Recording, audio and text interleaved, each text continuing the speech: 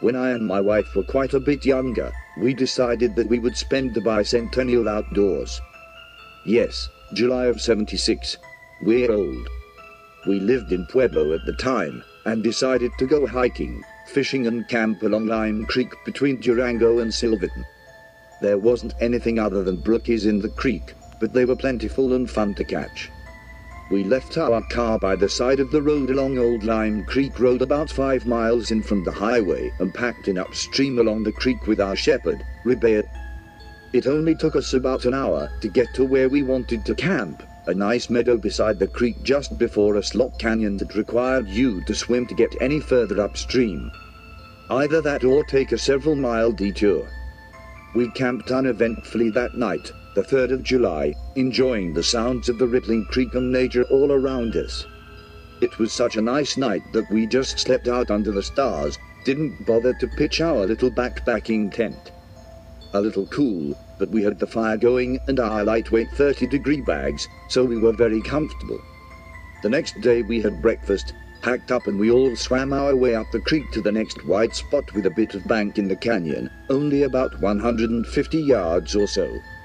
Now Rebecca was never one to turn down a chance to get wet, but we had to do quite a bit of coaxing to get him to follow us up the creek. We fished and splashed upstream a bit, and before we knew it, it was lunchtime. We thought we'd fry up some of those brookies, but we were in this slot canyon that terminated in a fairly deep pool with about a 10-foot rocky waterfall at the end of it. We decided that I would scale the waterfall and pull the dog and the packs up, and then I'd help Maggie get up. It was fairly difficult, even with the help of an old cable left over from a mining operation that was hanging down the side wall of the canyon. It took a lot of effort, and though we finally made it, we looked back down that waterfall and wondered what the heck we were thinking. Rebel was none too happy about it either, and seemed to get more irritable by the minute. We found enough driftwood at the rocky top of the falls to get a fire started and get the fish fried up, but that was about it. You know the uneasy feeling that several others have mentioned. It was like a switch turned on, and we all of a sudden became aware of our surroundings. It grew like a cancer, and I actually watched the hair on the back of Rebecca's neck stand up. Maggie felt it too, and we both noticed that it was getting dark fast down in this canyon. First thought in my head was a cat, and I actually felt a bit better about it because I figured the cat would leave us be, between the fire and the dog. I told Maggie what I thought, and she seemed to feel a bit better, too. I did not want to get caught in the dark in the canyon, for a bunch of reasons, flash floods, etc. I spied what looked like a mine shaft about 200 feet above us, a heck of a steep climb, but it looked like our best bet. We pulled out our flashlights, and by the time we reached it, it was pitch black.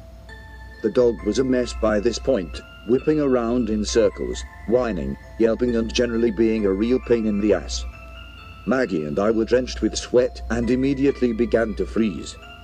July in the mountains is a weird thing. I have seen blizzard conditions before, but this was like someone turned on a deep freeze. We were at what looked like the start of a mine. It only went back about 10 feet, but there was evidence of fires at the mouth, and they curiously looked fresh. I was too tired to think more about it. I knew we had to get out of our wet clothes, pitch the tent, and climb in our bags before we got serious hypothermia. That was no fun, let me tell you, having to do all of that by the light of our rapidly dying flashlight. And there was no firewood anywhere close. I cursed myself several times for letting things get this far out of control. We finally got the tent pitched right there in the back of this little cave, buck naked as we had no dry clothes left. The sleeping bags were slightly damp too, even though we had stuffed them in plastic garbage bags before our swimming expedition up the canyon. We froze.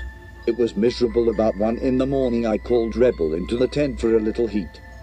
The dog seemed to have calmed down greatly, and with the added heat we drifted off. Sometime during the night I heard something that just about woke me. I was still in a haze, so I fell asleep again immediately. I woke up one other time, because I thought I heard Rebel yip a little bit, but again I was in and out. I put my hand out to pet his head, and he licked my hand. I fell asleep again. Maggie later said she fell asleep the same time as I did, but never woke up at all during the night. I woke to the most horrible noise I have ever heard come out of a 100-pound woman. Just the most god-awful shrieks that I have ever heard. I never want to hear that again.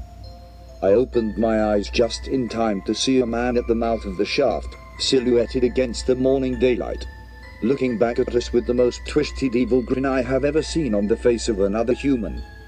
I scrambled to get free of my tightly zipped bag and the little tent, while he just crouched there and grinned. When I was just about free, he disappeared. Now, we were granola crunching, tree hugging, anti-gun nature freaks at the time, so the only thing I had of any consequence as a weapon was my camp knife. I found it after what seemed like hours of searching, but really was probably under a minute. I very cautiously made my way to the entrance, millimeters at a time. The guy was gone. About that time Maggie started screaming and whimpering again, so I rushed back to the back of the shaft. She had struggled out of the tent and was pointing at what used to be Rebea. His head was nearly severed, and the tent and the bags were ruined with the blood all over everything. She had blood all over her, so the first thing I did was make sure she was not injured. Then I checked myself. We were okay, it was all Rebea's blood. We put on our still damp cold clothes from the night before, and then we noticed that our boots were gone. We were in trouble. I had some paracord, so we tied some shirts and towels around our feet and climbed back down towards the creek. We left everything in the mine, except for the knife and some stuff that we shoved in our pockets. It took us 8 hours to get back down to the car, and we were like hamburger. Hands, feet, arms and legs scraped raw, bruised and bleeding. We jumped in. The car started right up thankfully, and we left a dust cloud that blanketed the valley as we sped down the rough trail toward Durango. We limped into the sheriff's office and we looked like hell. We got our story out, my wife through tears and me talking way too fast. But finally got it all out. The deputy said that they would go out first thing in the morning and asked us to stay in town. We had no money for a hotel, so he let us stay in a cell after we showered and changed into prison jumpsuits. We were there at the jail waiting when the expedition returned with the convoy of 3 trucks. I noticed that all the officers, who were quite wet and filthy, gave us dirty looks as they passed us, and the deputy that we had talked to the day before herded us back to his office. Then came the interrogation. Turns out that some animal had spread the dog's remains all down the slide to the creek, and he said that there was nothing else there. No tent, no backpacks, nothing.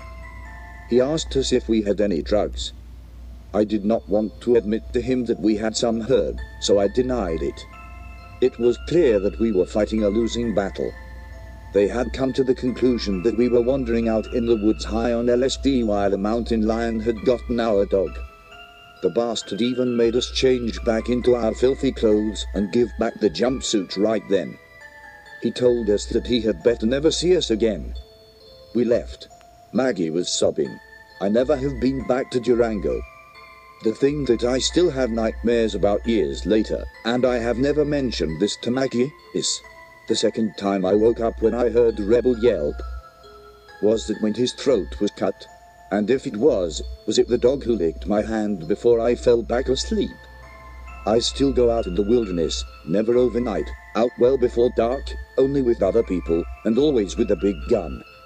I respect animals, but I fear people.